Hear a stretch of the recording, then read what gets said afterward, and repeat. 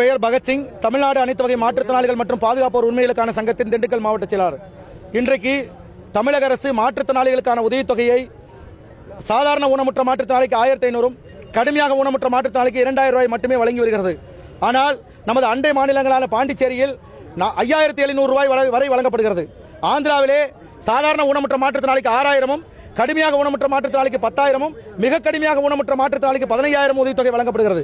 அதேபோல தெலுங்கானாவிலே 4016, டெல்லியிலே 3000, திரிபுராவிலே 5000 என எல்லா மாநிலங்களும் குறைந்தபட்சம் ஒரு நாளைக்கு 150 ரூபாய் இல்லாமல் மாற்றுத்திறனாளி வாழ முடியாது என்று சொல்லி இன்றைக்கு உதவித்தொகை 4000, 5000 என்று ஏற்றிவிட்ட சூழ்நிலையிலே தமிழக அரசு கடைசி வரை மாற்றுத்திறனாளிய பாதுகாவலன் நான் தான், எனது தந்தையார் மாற்றுத்திறனாளி என்பதால் நீங்கள் படக்கூடிய சிரமங்கள் எல்லாம் எனக்கு தெரியும், உங்களை எனது கண்மணி போல் பாதுகாப்பேன், உங்களை என்னை விட்டால் வேறு யார் பாதுகாக்க முடியும் என்று சொல்லி ஆட்சிக்கு வந்த தமிழக முதலமைச்சர் அவர்கள் இன்றைக்கு தன்னுடைய மாற்றுத்திறனாளி துறையே தன் கைவசம் வைத்துக் கொண்டு இன்றைக்கு மாற்றுத்திறனாளிகளை வஞ்சிக்கின்ற விதமாக எல்லோருக்கும் வாரி வழங்குகின்ற வள்ளலாக காட்சியளிப்பதாக சொல்லிக் கொண்டிருக்கூடிய அவர் இன்றைக்கு வரை மாற்றுத்திறனாளிகளுக்கு உதவித்தொகையை உயர்த்துவதற்கு எந்த விதமான நடவடிக்கையும் எடுக்கவில்லை.